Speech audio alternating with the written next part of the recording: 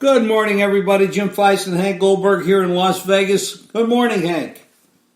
Hey, Jim. How you doing? Well, not too good. I had the loser last night because Pittsburgh looked like I don't know. They weren't ready for prime time. That's for sure. Well, I think you can put it on one guy. Remember, their running back got hurt early in the game. Got hurt. The top receiver got hurt early in the game, and they had no offense. Their defense played fine except for one play. The defense held them down. I don't agree with the fact that they weren't ready. The quarterback stunk, but he was awful.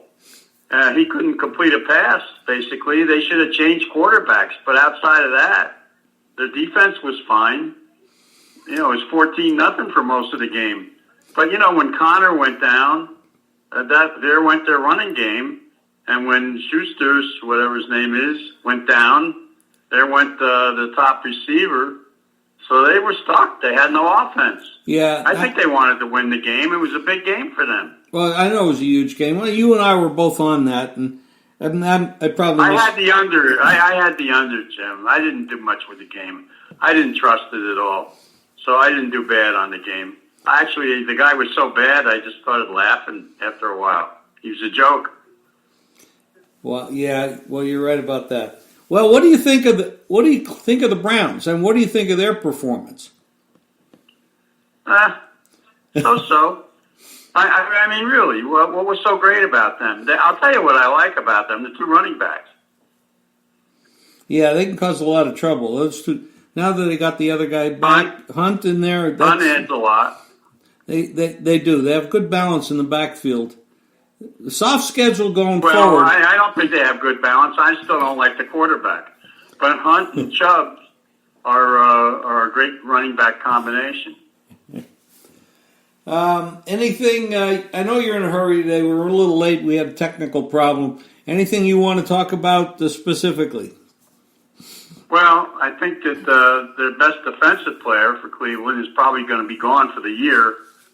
That was pretty incredible what happened at the end of the game with him, grabbing the helmet of the Pittsburgh quarterback and hitting him in the head with it.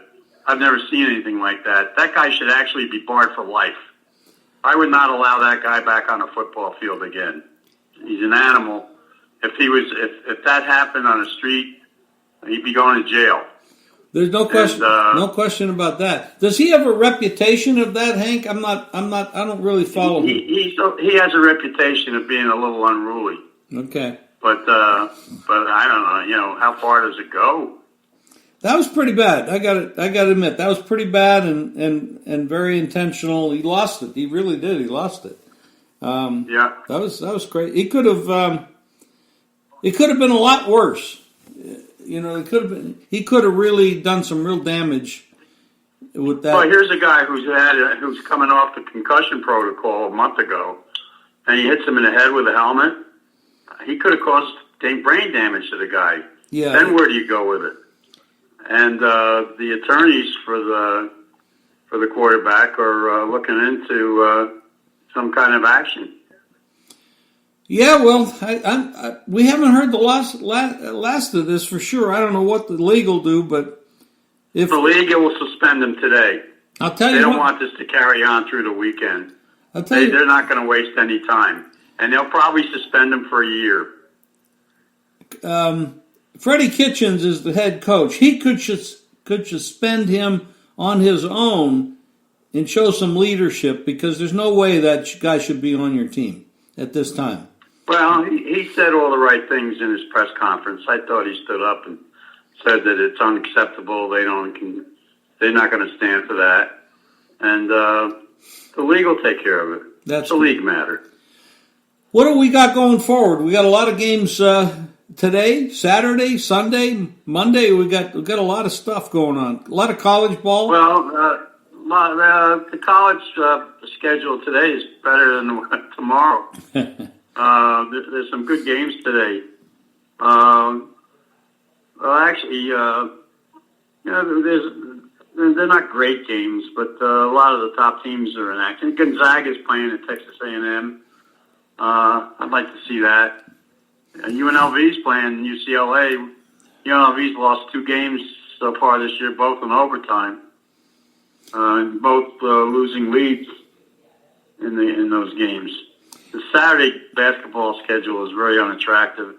For that matter, the Saturday college football schedule isn't all that great. But there's a couple of good games in the Southwest and a couple in the Pac-12. But nothing that's going to shake up the rankings. And, really that's about it. The NFL schedule this weekend is good, competitive, some good games, some important games. Pittsburgh had a chance to stay in the playoff situation, but I think that's down the tubes now. Cleveland's got a pretty easy schedule the rest of the way. We'll see where that goes. And Oakland is breathing down the next to Kansas City. Kansas City, by the way, gets Fisher back, their left tackle. That's going to be big for them. And that game is in Mexico against the Chargers. And, the Rams, Chicago, Rams need a win. Their season is kind of drifting away. A lot of teams are trying to bounce back this week. You got New Orleans at Tampa Bay. Carolina is hosting Atlanta.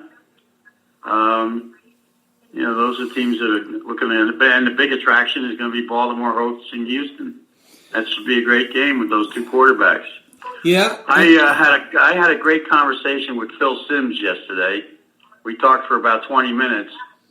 And I brought it up to him that I thought that everybody is, a lot of people are saying that this is the new trend in quarterbacks, the mobile quarterbacks. And I said, no. And I started running off the names of quarterbacks who did this years ago.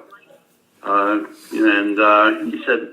he said something very interesting about the Baltimore quarterback.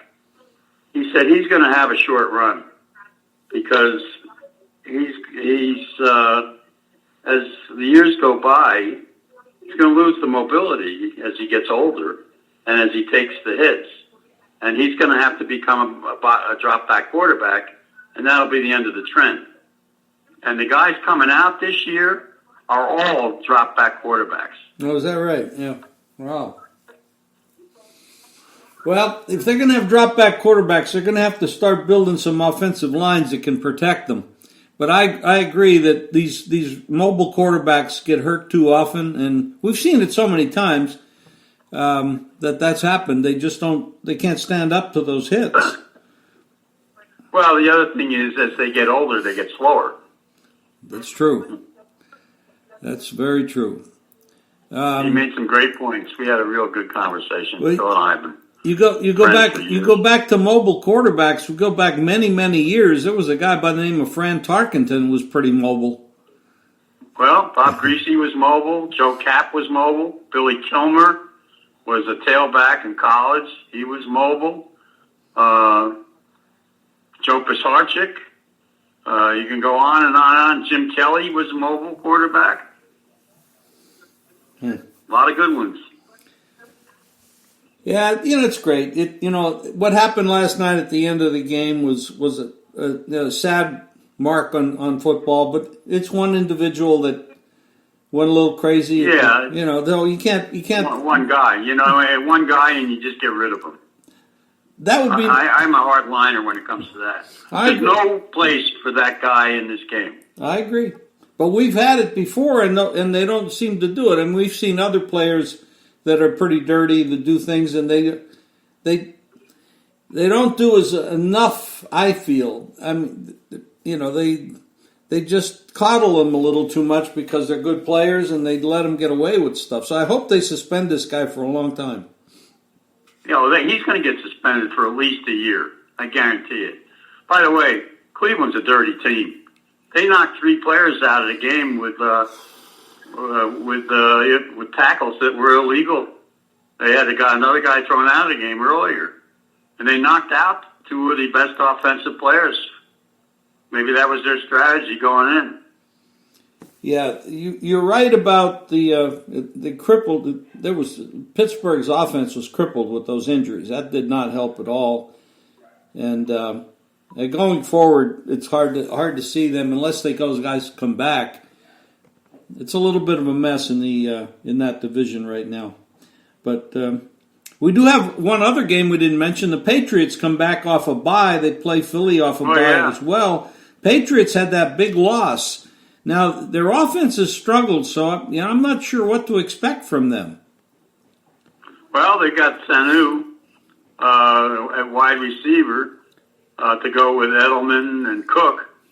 And so their offense will be okay against a very slow Philadelphia team. The Philadelphia secondary hasn't been playing together at all. And Philadelphia is slow. And their offense, Wentz, has not been accurate going against the top defense in the league. So I think Philadelphia is very overrated. They're very slow. They have no speed whatsoever. None. Zero. Wow. College basketball, we got a couple good games. We got the backyard brawl we didn't mention, which is West Virginia and Pittsburgh. That's a traditional battle and big move on that. Pittsburgh opened the favorite, and now West Virginia's 2.5. A lot of move on that game. And the under. It went from down 5 points on the total. They bet it under. A lot of movement on that game. Should be interesting. So it'll be a good night, good weekend. And Hank, I know you got to run, but we'll have your plays up on JimFeist.com. So everybody go to JimFeist.com for Hank's plays and mine. And good luck this weekend, Hank.